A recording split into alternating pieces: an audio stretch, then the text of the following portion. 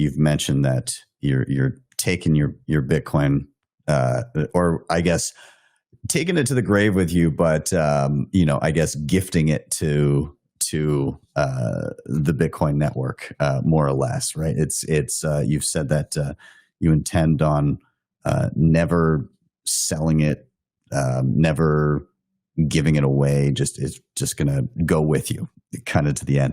I'm just curious if you maybe could outline the thinking behind that versus doing something like, maybe seeding future generations or doing something like time locks. Have you ever looked into explicit instructions of, do this with it in 100 years, or do you just think that the gifted deflation is a pretty good option?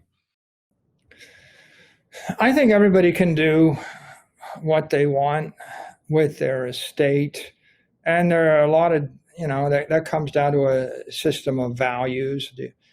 Do you want to endow a children's hospital in your hometown while you're alive? Do you want to endow a children's hospital for the next 1,000 years after you're gone? Do you want to trust someone else to distribute your money, pursuant to some charter for the next X years? All of those are different possibilities. I've seen them all. We know what the Rockefellers have done. Ironically, Rockefeller gets criticized for things that were done by people that are 6 generations past when he actually contributed the money.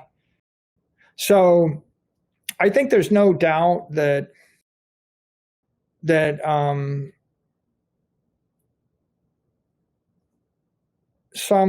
sometimes big charity goes awry.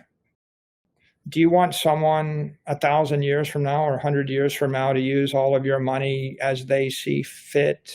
What if I were to tell you they were going to use all your money to destroy Bitcoin because it was politically correct at the time, right? Yeah, you take a lot of risk when you delegate capital. And so I think you got to consider that, right? But it's a value judgment. It's a principle judgment. So I'm not going to tell other people what to do. I'm going to point out that the logic of burning your keys when you die is that you've made a pro rata distribution to everyone in the network. So you could reasonably infer that you put all of your life's force or energy behind the support of the thing you believe in at the time you did it. And then should the network become corrupted or go awry, it's not your fault. Mm-hmm. On the other hand, right? There's a lot of large charities that have gone very, very badly awry, and you could probably identify them if you thought long and hard enough about it. And then if you were to ask the person that endowed the charity, did you mean for them to do this? That person would always say no. No, I didn't think that I was creating harm. The joke, of course, is there are literally people saying that the medical industry, the modern medical establishment is what is the word? Is doing damage to the health of the people it treats, right? Has been corrupted. And they blame Rockefeller. Rockefeller lived to 99 3/4, and he believed in homeopathic treatment. He didn't believe in medicine. Like, he didn't believe in doctors. He didn't trust them. He didn't believe in medicines. He didn't believe in surgeries. He ate simply, exercised every day of his life, outlived all of his doctors. He outlived every single medical school faculty member that he endowed. And he's blamed for the transgressions of the medical establishment that he sponsored. And the truth is, probably a lot of stuff that he endowed turned out very, very well. And probably there's someone 4 generations down the line that misused the funds. And you just have to ask the question, what do you want your legacy to be? Mm-hmm. Yeah, I mean, you got Satoshi's example, right? What did Satoshi do? Right. I mean, the real issue is, can you find fault with it? If Satoshi had left his money to support a particular cause, don't you think that like half the world would be angry about that cause right now? Definitely.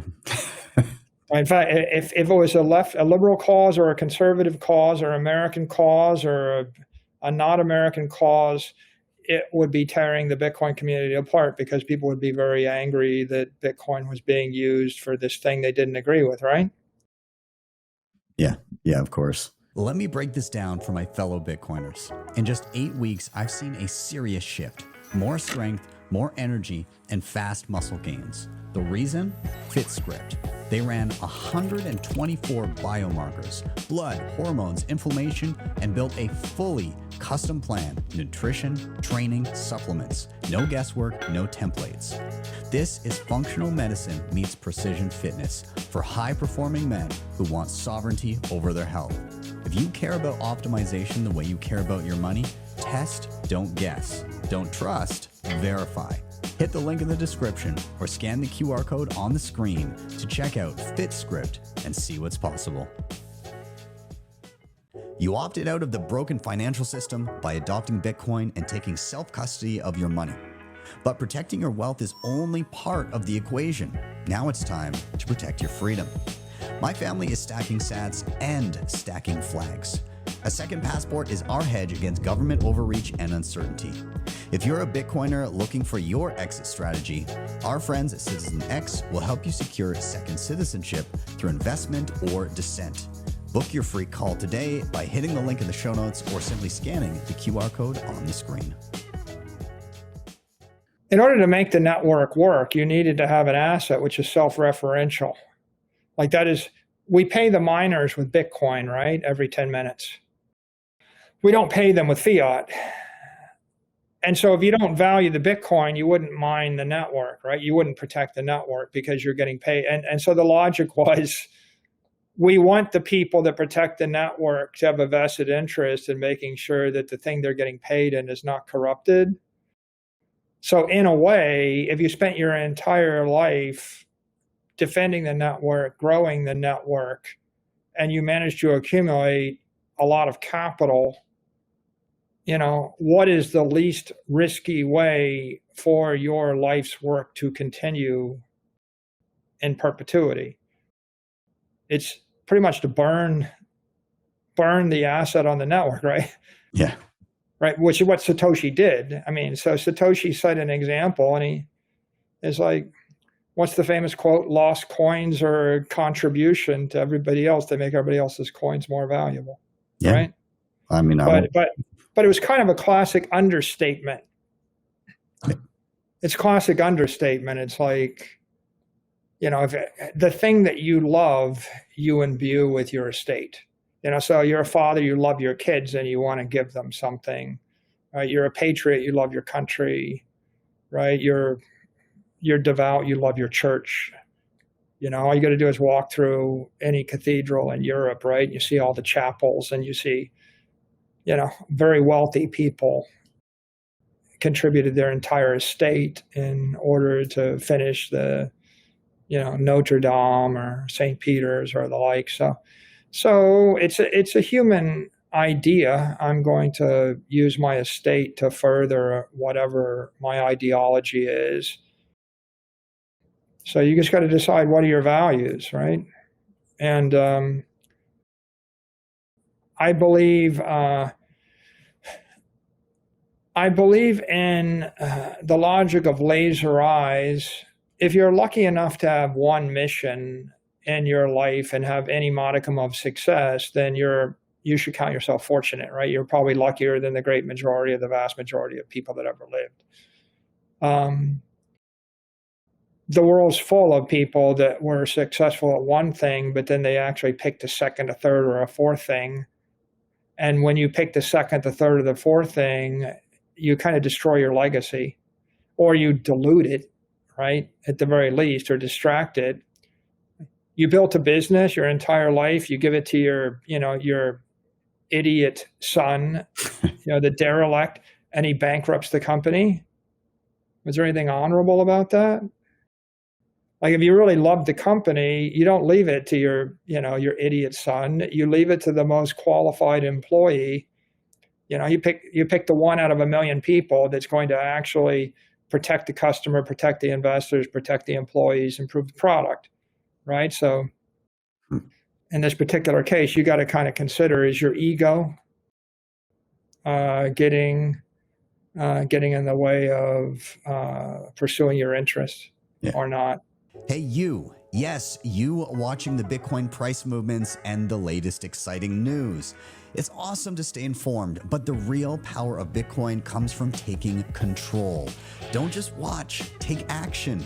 Head over to btcsessions.ca/learn for free step-by-step tutorials that guide you through every major skill you need to know, plus full video playlists for deeper dives on any topic you like.